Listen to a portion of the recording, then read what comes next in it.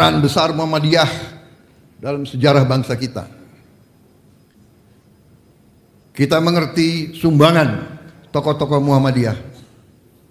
Sebagai contoh yang sangat sederhana, saya dari keluarga besar TNI dan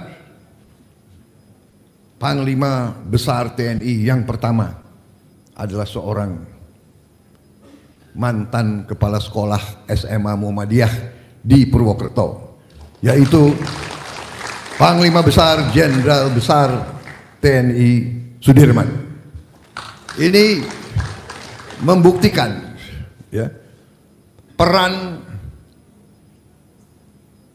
tokoh-tokoh Muhammadiyah sebagai patriot-patriot bangsa yang tampil selalu di saat kritis, di saat nasib bangsa ini dipertaruhkan. Saudara-saudara sekalian, kita lihat dalam sejarah, saya selalu mengatakan, ya, proklamasi kemerdekaan dilakukan di Jakarta 17 Agustus 45. Tapi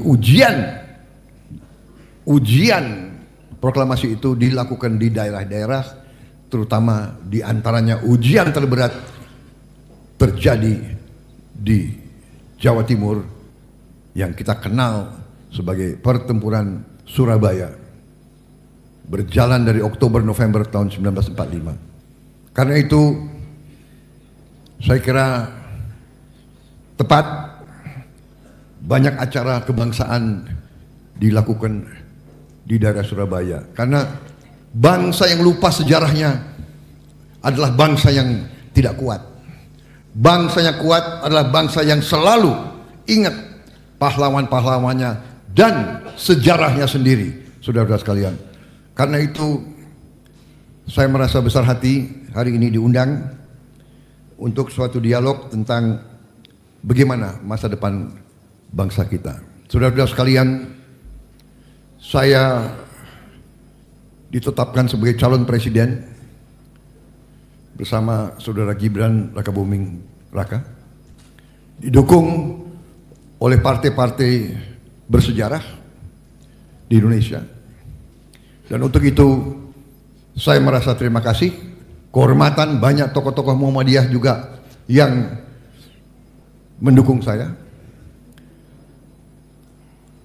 Saya merasa besar hati dan saya merasa bahwa tugas mulia yang diberikan kepada kami, insya Allah akan kami laksanakan dengan penuh rasa tanggung jawab, dengan seluruh kekuatan yang ada pada diri kita. Dan bahwa saya sangat optimis menghadap ke masa depan, dan untuk itu saya akan berusaha dalam waktu yang diberikan kepada saya untuk menyampaikan hal-hal yang saya anggap penting, khususnya dari dunia kampus. Dunia kampus adalah dunia cendekiawan. Cendekiawan adalah pemimpin pemikir, tapi tidak hanya pemimpin pemikir. Selain pemimpin pemikir, Civitas Akademika, kaum cendekiawan juga adalah penjaga hati nurani suatu bangsa. Kalau para cendekiawannya tidak merasakan tanggung jawabnya sebagai pemikir dan sebagai penjaga hati nurani, nasib bangsa itu, sejarah peradaban manusia mengajarkan kepada kita, biasanya negara itu gagal. Setiap perubahan besar, setiap gagasan besar, setiap transformasi besar munculnya dari para cendekiawan. Karena para cendekiawan, golongan pemikir, they are the brains of the country. Mereka adalah otak-otak suatu bangsa. Mereka punya IQ yang terbaik. Tapi tentunya mereka juga tadi saya sebut harus punya hati nurani yang terbaik. Kalau orang punya IQ terbaik, tapi dia berhikmat, dia berjasa untuk bangsa lain, ini nasib bangsa itu akan tidak baik. Kepintaran seorang intelektual dia persembahkan kepada bangsa asing. Saudara-saudara sekalian, saya mulai dengan paparan saya dengan mengajak kita semua, marilah kita ingat sejarah. Khusus anak-anak muda, jangan sekali-sekali saudara tidak mau belajar sejarahmu sendiri. Keluarga besar Muhammadiyah harus faham sejarah bangsa kita. Saudara-saudara, selalu saya katakan di mana-mana, kita harus faham bahwa Nusantara kita yang kita warisi, yang kita terima dari pendahulu-pendahulu kita, yang kita terima dari nenek moyang kita, yang kita terima dari Yang Maha Kuasa. Nusantara kita ini suatu kawasan, suatu gugusan kepulauan yang sangat kaya. Ini harus kita mengerti. Ini jangan kita anggap biasa. Ini karunia. Kita harus koreksi diri kita. Kadang-kadang kita ini menganggap biasa. Bangsa lain, kita lihat saja di televisi, bangsa lain cari air saja susah. Ya. Apalagi kita diberi sumber alam yang luar biasa, saudara-saudara sekalian. Tapi ini kekayaan yang diberikan ke suatu bangsa, suatu kaum, manakala kaum itu tidak pandai menjaga kekayaan itu, biasanya sejarah mengajarkan kepada kita, kaum itu, bangsa itu punah. Mari kita buka sejarah. Ya. Kalau saya ingatkan, saya sering dicemohkan. Saudara-saudara sekalian, kita mengalami ratusan tahun kita dijajah. Saudara-saudara sekalian, sampai kita dianggap lebih rendah dari anjing. Ini saya cerita kepada anak-anak muda. Saya Letnan 1 Prabowo Subianto tahun 78, 23 tahun setelah proklamasi kemerdekaan, Indonesia sudah merdeka. Saya Letnan 1, saya datang ke kolam renang di Manggarai. Sudah merdeka kita. Saya lihat di dinding ada prasasti, memang tertutup lumut. Saya buka lumutnya, saya bersihkan, saya lihat ada kata-kata dari zaman Belanda belum dibongkar. Honden and Inlander verboden. Verboden for Honden and Inlander. Luar biasa. Luar biasa. Dulu kita dianggap lebih rendah dari anjing. Verboden for Honden and Inlander. Ini terjemahnya dia kurang berani. Honden itu anjing. Jadi harusnya dilarang masuk anjing dan pribumi. Ini perlu adik-adik kita, ya, para mahasiswa ini sebetulnya lebih pantas jadi anak. Lebih pantas jadi anak saya. Tapi saya panggil adik-adik saja. Biar aku tambah muda juga, kan begitu. Nanti ada yang panggil saya Eyang lagi, ya kan? Wah, itu dilarang keras itu. Nggak dapat hadiah dari saya. Saudara-saudara, saya sudah bawa buku untuk kalian. Ya, jadi nanti habis ini sebetulnya ceramah saya lebih lengkap dibaca di buku. Karena waktu terbatas, ya kan, dan buku itu saya kira cukup, tapi ada satu buku yang kurang masih disusul, jadi nanti didaftar Pak Rektor yang mau buku itu silakan kita akan bagikan. Ini penting saya ingatkan sejarah kita, bukan kita yang ke Eropa, mereka yang ke kita, mereka dengan kelihayan mereka datang katanya untuk dagang. Habis dagang, dia minta izin buka pos dikasih izin karena bangsa kita ramah. Iya kan? Bangsa kita senang kedatangan tamu. Benar nggak ibu-ibu? Iya kan? Ibu-ibu suka menerima tamu kan? Menghormati tamu datang, buru-buru ke tetangga pinjam gula. Kan begitu kan? Kita hormati. Repotnya tamu ini banyak yang nggak tahu diri. Datang diterima dengan baik, nggak mau pulang-pulang. Lama-lama dia bilang, ini dia punya. Tanah ini dia punya. Saudara-saudara sekalian. Dan kita dibilang lebih rendah dari anjing. Saudara-saudara sekalian, saya tidak mengajak dan mengajarkan kita untuk benci. Tidak. Jangan kita benci siapapun. Saya kira agama kita tidak mengajarkan kebencian. Jangan benci, jangan dendam. Tidak. Tapi jangan lupa. Jangan terlalu lugu. Udah ratusan tahun dibohongi, kita merdeka masih mau dibohongi lagi sampai sekarang. Saudara-saudara sekalian. Saudara-saudara sekalian. Mungkin beberapa hari yang lalu saudara dengar saya bicara dengan duta besar Jepang. Dia tanya kepada saya dalam satu forum, dia tanya, Bapak bicara bahwa Indonesia negara yang menghormati perdagangan bebas, tapi ternyata Indonesia menghalangi ekspor bahan-bahan tertentu. Saya mengerti maksud dia. Kita sekarang tidak mau mengizinkan sumber-sumber alam kita, kekayaan kita dijual murah kepada bangsa lain. Kita tidak mau. Kita mau pabrik-pabrik itu dibuat di Indonesia. Karena rakyat kita butuh pekerjaan.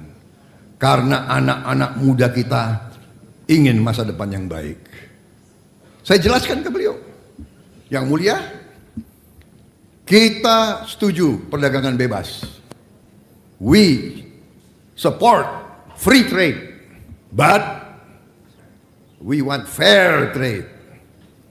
Ini ada Menteri Perdagangan. Kita mau perdagangan bebas, tapi kita mau perdagangan adil. And saya bilang kita mau level playing field. Kita mau kalau main sepak bola, lapangannya datar dong. Jangan main sepak bola, ya kan?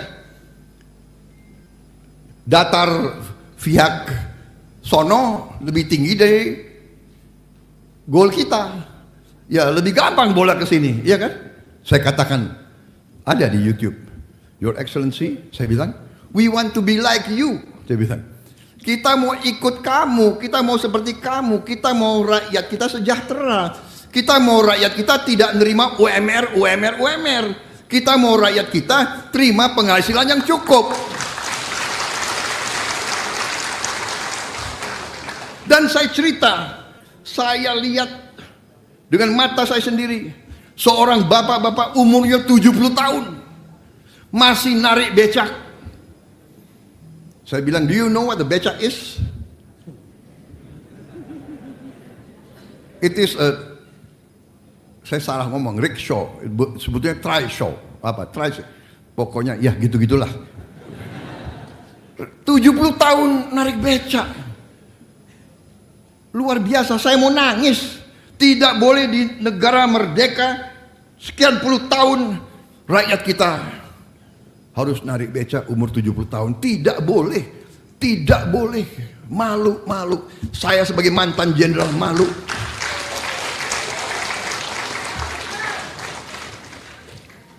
Saya sampaikan ke duta besar Jepang. Saya hormat sama Jepang. Saya kagum sama Jepang. Saya mau seperti Jepang. Tapi kita, maaf, tidak bisa kita jual lagi kekayaan kita murah, gelondongan. Kita mau olah semua kekayaan kita di Indonesia. Dan saya katakan kepada beliau, tapi saya juga masih sopan. Ya, saya walaupun mantan prajurit, tapi masih ada agak sopan lah saya kira-kira. Benar ya Pak Sekum? Saya udah agak berubah gitu sekarang ini. Saudara-saudara, benar. Saya diberitahu oleh Menteri Perdagangan, Pak Zulkifli Hasan. Beliau ke Tokyo. Beliau negosiasi perdagangan antara dua negara.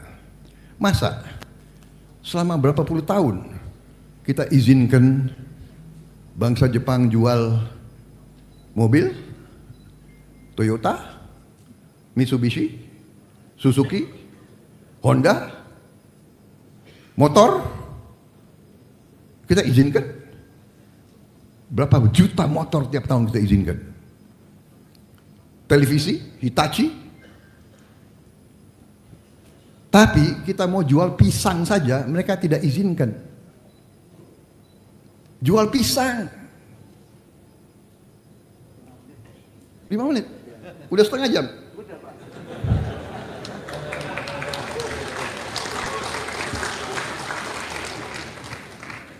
Ini baru pembukaan. Baik, saya langsung ya. Saudara-saudara, yang ingin saya lakukan dengan tim saya, Prabowo Gibran dan seluruh tim kita, esensinya adalah, saya coba 5 menit ya, melanjutkan fondasi yang sudah kuat yang dilakukan oleh Pak Jokowi dan presiden-presiden sebelumnya. Ya, itu. Tapi dengan fondasi itu kita ingin transformasi bangsa.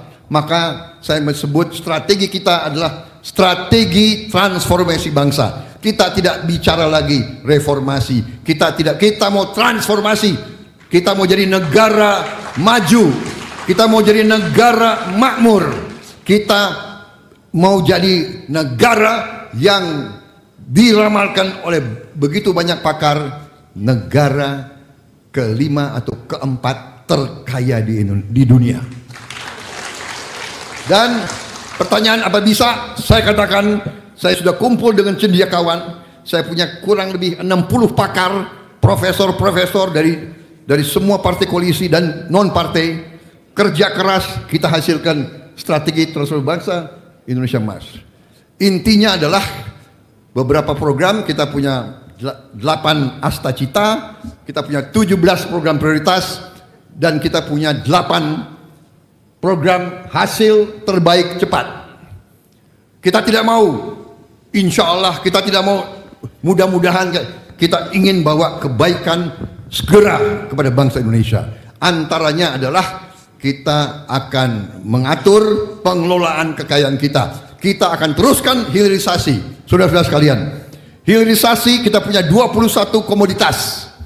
21 komoditas, dan kita sudah punya petanya, kita sudah punya strateginya, kita sudah punya rencananya. 21 komoditas yang nilainya akan tambah berpuluh kali ya. Contoh, pohon-pohon sudah kita siapkan. Ini adalah tambak nikel. Tahun 2017 penghasilan kita hanya 3 miliar dari nikel. Kita larang ekspor, Pak Jokowi larang ekspor tahun 2020. 2022 hasil kita 33 miliar. Naik 1000%. Naik 1000% dalam 2 tahun. Saudara-saudara sekalian, terjadi perang Ukraina, terjadi Covid, terjadi langka pangan, terjadi langka pupuk, Indonesia masih lumayan stabil. Kenapa? Karena kita punya satu kebijakan merubah nasib satu bangsa. Kita sekarang ya coba nikel akan kita naikkan jadi 67 kali. 67 kali. Nanti kita akan bikin mobil-mobil buatan Indonesia dari listrik, saudara-saudara. Kita tidak mau hanya jadi pasarnya orang lain.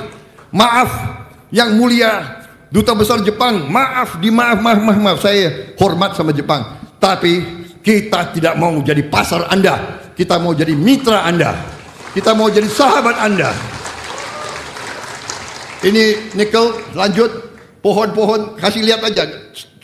Ini tembaga, naik puluhan kali. Lanjut, boksit. Boksit bahan untuk aluminium bahan untuk pesawat terbang, mobil, motor, naik puluhan kali. Lanjut, timah, Lanjut. Baik, itu hanya sekedar karena dibatasi, saya dilirik-lirik terus. Tapi buku sudah saya siapkan, saudara-saudara. Hasil cepat diantaranya, kita harus swasembada pangan, swasembada air, swasembada energi. Kita satu-satunya negara di dunia, ini para pakar datang ke sini. Kita satu-satunya negara yang nanti 100% BBM kita dari hijau, dari biofuel, dari kelapa sawit, dan dari jagung, dan dari tebu. Kita tidak akan import BBM lagi, saudara-saudara sekalian. Dan salah satu proyek yang strategis yang ingin saya jalankan bersama tim saya, bersama Gibran dan tim kita semuanya, Koalisi Indonesia Maju, Pak Sul dan kawan-kawan semua, memberi makan siang dan susu untuk semua anak-anak Indonesia, termasuk ibu-ibu yang sedang hamil, karena dia mengandung 9 bulan. Ya, saya tahu. Saya minta izin.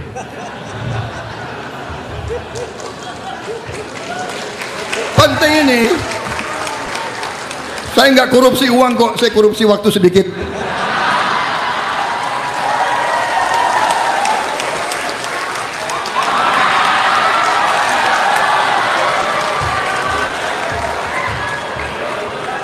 Ini semua kita tidak ngomong, kita tidak bilang akan menghilangkan stunting, kita akan menghilangkan stunting, dan kita akan bantu orang miskin Indonesia. Anak-anaknya akan kuat, kuat otak, kuat